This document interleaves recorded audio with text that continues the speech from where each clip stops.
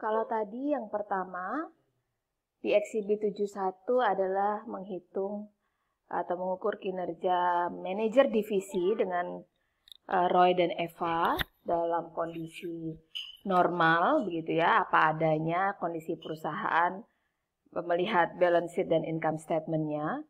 Kemudian yang kedua, bagaimana mengukur jika ada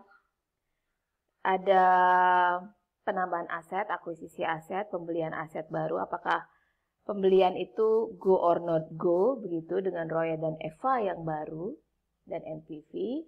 Nah, permasalahan yang ketiga ini adalah bagaimana jika semua aset tetapnya itu dijual, kemudian di list back, sehingga namanya list aset, ya. Sehingga tadi total asetnya 700, aset tetapnya dijual 300, kemudian aset tetap yang 300 dijual ini di list back, disewa kembali dengan biaya sewa $60.000, gitu ya.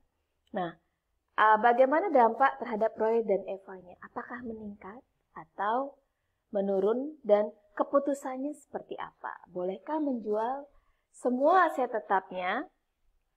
Tentu ada pertimbangan kuantitatif dan kualitatif di sini. Oke, kita langsung saja masuk ke perhitungannya di Exhibit 78. Ini balance sheet dan income statement-nya. Tadi di kondisi awal di Exhibit 71 total aset dan total equities-nya 700 gitu ya. Nah, di bagian fixed asset ini aset tetapnya dijual sejumlah 300 tadi itu gitu dijual ya.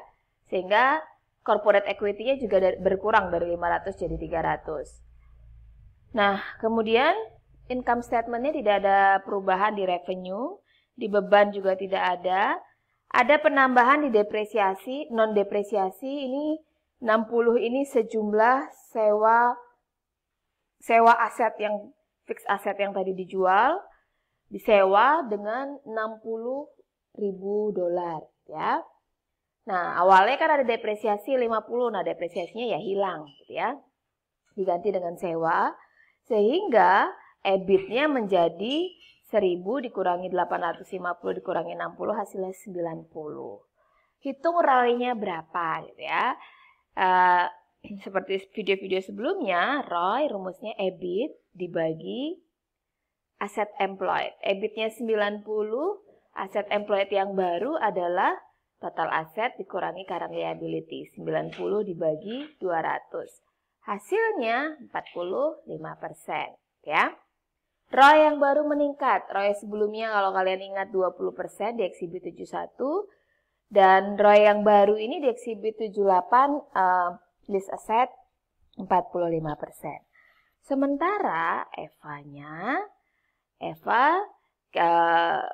EBIT dikurangi capital charge. Capital charge-nya berasal dari aset capital employed 400 kurang 200 dikali 10%, 20 gitu ya. Sehingga EBIT dikurangi 20, EBIT-nya 90 kurang 20, Eva-nya 70. Sehingga dari sebelumnya Eva-nya 50 meningkat jadi 70. Kinerjanya meningkat seolah-olah meningkat, ya. Sehingga manajer akan mendapat bonus jika melakukan ini. Tapi apa dampaknya jika semua aset tetap dijual? Bayangkan kalau universitas kita, bayangkan jika Atmajaya tidak punya gedung, gedungnya itu sewa dengan universitas sebelah, ya. Kemudian dosen-dosennya juga nyewa dari dosen-dosen luar, PTS atau PTN di luar, nggak punya dosen tetap, ya. Sewaktu-waktu gedungnya diambil oleh pemiliknya, nggak mau disewakan lagi, begitu, apa yang terjadi? Kemana mahasiswa Atmajaya akan kuliah di kelas, ya? Kecuali ya kondisi seperti sekarang ini, dia harus kuliah online. Nah, sehingga harus dipertimbangkan ini, ya, kalau semua asetnya dijual, tidak punya aset sama sekali. Jika sewaktu-waktu ada force major, sehingga asetnya harus ditarik oleh pemiliknya dan tidak bisa berproduksi, tidak bisa berproduksi lagi tentunya perusahaan. Ya, sehingga ini menjadi pertimbangan jika semua aset harus dijual, kemudian disewa, ya. Nah, kemudian memang kinerjanya akan kelihatan meningkat. Yang berikutnya ada idle asset atau aset menganggur. Begitu aset menganggur ini yang digunakan pihak atau divisi lain itu bisa dikeluarkan. Jadi kalau ada aset menganggur, jika divisi lain dalam satu holding company ingin menggunakannya, itu bisa dikurangkan dari komponen aset employed. Namun, jika benar-benar menganggur, tidak digunakan oleh divisi lain, ya tidak bisa dikurangkan dari aset employed. Yang terakhir adalah intangible asset atau aset tidak berwujud. Ya, ini contohnya goodwill, ya. Misalnya sebuah perusahaan asetnya 1M, net asetnya 1M. Namun ada perusahaan lain yang loyal membeli 1,1M. Sehingga ada 100 juta harga pembayaran ini di atas harga pasar. Yang 100 juta inilah diakui sebagai goodwill. Ya bisa saja gitu ya. Karena melihat potensi ke depan perusahaan ini atau produknya baik, sehingga ya ada konsumen yang loyal, ada investor yang loyal membeli di atas harga pasar. Nah, inilah akhir dari pengukuran dan pengendalian aset employed. Jika ada pertanyaan, silakan diajukan. Jika terlalu cepat, videonya bisa diperlambat. Nah, secara konsep, gitu ya. Secara konsep, mana yang lebih baik, Eva atau Roy? Ya. Kalian bisa simpulkan sendiri. Roy itu secara praktek banyak yang menggunakan. Kalian bisa lihat di Exhibit 72 sebelumnya tadi bahwa di berbagai negara Roy paling banyak digunakan sebagai alat pengukuran kinerja manajer begitu. Namun secara konsep Eva yang lebih baik karena menggunakan net income itu tadi, ya. Tapi sekali lagi ada kesulitan Eva bagaimana mencari cost of capital yang kalau tadi saya contohkan 10% begitu ya.